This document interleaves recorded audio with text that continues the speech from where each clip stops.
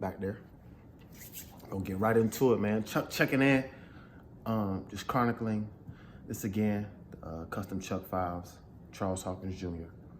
My road in entertainment, in Hollywood, and really making my dreams come true. This passion I have now of acting and entertainment as a whole. Because today, having a conversation with one of my homegirls, and she was asking me about who were my. First, she asked like, who did I want to be in entertainment, who I look up to, and I was like, nobody. You know, I feel like I'm at all these guys. Like that's the competitive nature of me. I'm like, nobody. And then, you know, I kind of snapped at her a little bit, but she's like, nah, like, who do you have? Who was like your influence? And I always been a fan of greatness. I always studied greatness in everything I did. And I like the hard-working people and people who were just like the best at everything, no matter what it is. Painting, not just sports or just like anything physical, or athletic, but greatness in everything. I just always explored, and I always wanted to see what made those people who were the best of the best of the best tick. You know, what do they do? What were their habits? How do they go about being great? I always loved to study that. So when she said that, it did make me think about it and like who my influences are in comedy, because I told her that I was writing a stand-up, which I was doing research on stand-up. And it came to mind, the first greatest of all time, Richard Pryor, was my dad's favorite comic. Was just, I think, he's special. And we'll get into that later, but it was, I thought about it and came up with the holy trinity to me of comedy, or my influences, or who I really draw from, or who I steal from, because everybody steals in entertainment and comedy. It was definitely Richard Pryor, Bernie Mac, Martin Lawrence, right? Those three I see as when I'm, practicing, when I'm doing my self auditions, I see, you stole that move from Buddy, like Kobe stealing the move from Mike and then making it his own. Same thing here. I know I kind of, probably that facet of what I do is kind of stolen from them, but I still want to make it my own. And so yeah, that was my holy trinity: the Richard Pryor, Bernie Mac, and Martin Lawrence. And that led me to doing some research and studying Richard Pryor again. And I got to a documentary about him. I think it was called Omit the Logic. More of a recent documentary. I want to say like 20, I don't know, but whatever. I watched the documentary and they went back and just reiterated some of the things that he went through in life. And it just made me keep questioning, like as I was watching, it was like, why am I doing this? And it just, the thread and the real reason behind why I like comedy and why stand-up is so intriguing to me is the truth, right? I really want to just tell the truth. And when you say it with a smile or with a joke, like kiss my ass, like you kind of get away with it. But it can resonate, even if not now, later. But as long as I said and I put it out there and I put the truth out there, that's really important to me. And that's a vein and just something that was really, really strong and heavy with Richard Pryor. Telling the truth and being authentic, again, to who he was and what he was trying to accomplish in life. And that's a real big concept for me as well. Man, it's just like I could be doing a lot of other stuff, but I want to take it to a level where I can really have an effect on the people who are like me, look like me. I don't know how to be anything but who I am.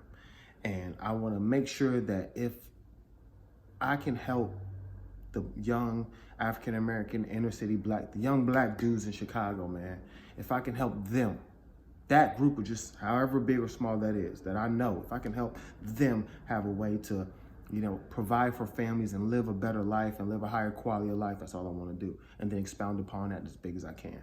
And you can't do that if you're broke. You can't do that if you're not influential. You can't do that if you don't have a ton of money. That's just the world and reality we live in. So it's really deeper than just the cool shit for me. Like I could be doing a lot of other stuff. I've been cool since 6th grade. Like that wasn't, and it's never been the driving factor for what I really want to do.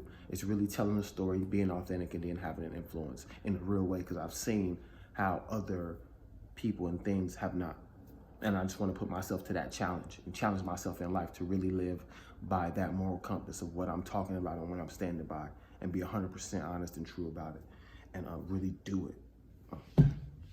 So yeah, that's always been the biggest thing for me. And that's something that I found was really deep and heavy in Richard Pryor. He was really, Black and Afrocentric centered, even to a fault sometimes. Hiring people around him who just because they were Black. And that's not my goal at all either. I don't want the overall effect to what I do to be to help young Black men, and Black men overall, and then Blacks, and then the human race, if I get to that, Billy. But that's the goal. And in entertainment, I can do that. There's no cap on, there's no ceiling on what I can do. I can really get into what I want to do, and start to put out the content and product that I know is true, authentic, and dope.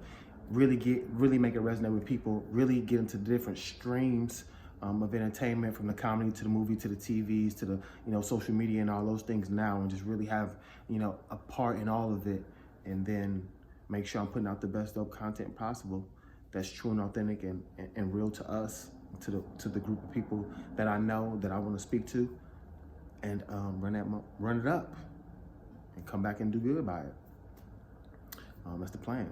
So the Holy Trinity was Richard Pryor, Bernie Mac, and Martin Lawrence.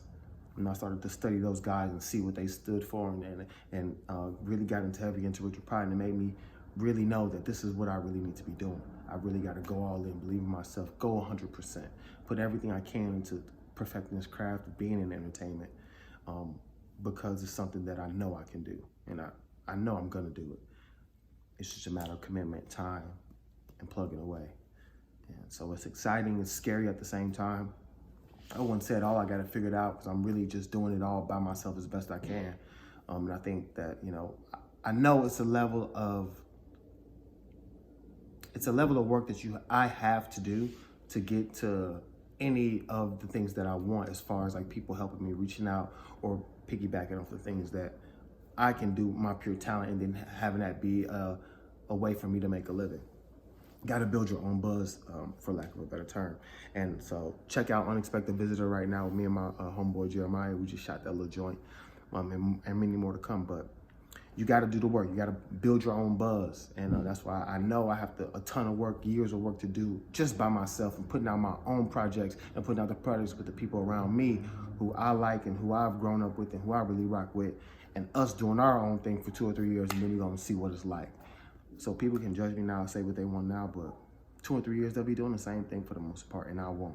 I guarantee you that. So just locked into it, and it's exciting. Like I said, scary at the same time, but we all got to go. I'm going to go out swinging. My price just went up every single day. I'm trying to really get to it. So, yeah.